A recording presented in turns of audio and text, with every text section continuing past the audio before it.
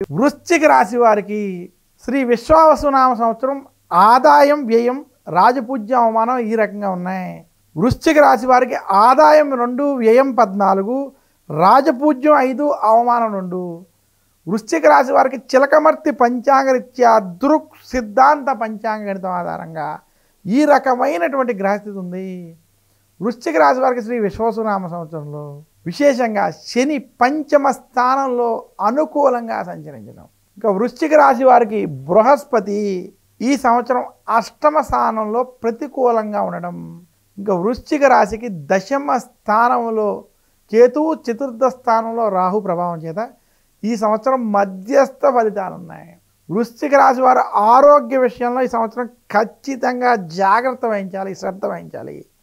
వృశ్చిక రాశి వారికి అనారోగ్య సమస్యలు బాగా ఇబ్బంది పడతాయి. షుగర్ వంటివి, బీపీ వంటివి, టెన్షన్ వంటివి కొంత ఇబ్బంది పెట్టేటువంటి స్థితులు ఉన్నాయి. ఇన్ఫెక్షన్ వంటి వాటి వల్ల ఇబ్బంది పడేటువంటి స్థితి కనపడుతుంది. వృశ్చిక రాశి వారు ఈ సంవత్సరం వృత్తి, ఉద్యోగ, వ్యాపార పరంగా మీకు శుభ ఫలితాలు, అనుకూల ఫలితాలు ఉన్నప్పటికీ మానసిక పరంగా మీకు కొంత సాటిస్ఫాక్షన్ లేకపోవడం వల్ల మధ్యస్థ స్థితి కనపడుతుంది.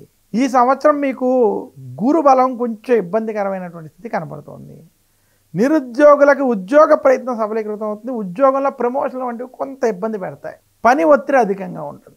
వృశ్చిక రాశి స్త్రీలకి ఆరోగ్య విషయాలు జాగ్రత్త వహించాలి.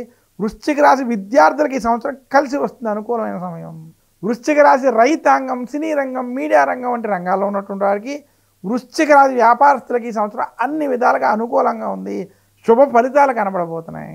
వృశ్చిక రాశి వారు ఆరోగ్య విషయాల్లో ఖచ్చితమైన జాగ్రత్తలు మరొక్కసారి వహించాలని సూచన చేస్తున్నాను. వృశ్చిక రాశి వారి టెన్షన్ల వంటివి తీసుకోవద్దని మాత్రం సూచిస్తున్నాను.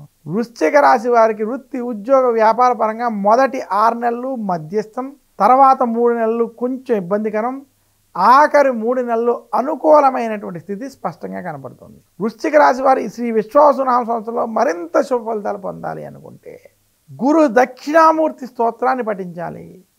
గురువారం రోజు దత్తాత్రేయుని దక్షిణామూర్తిని పూజించాలి.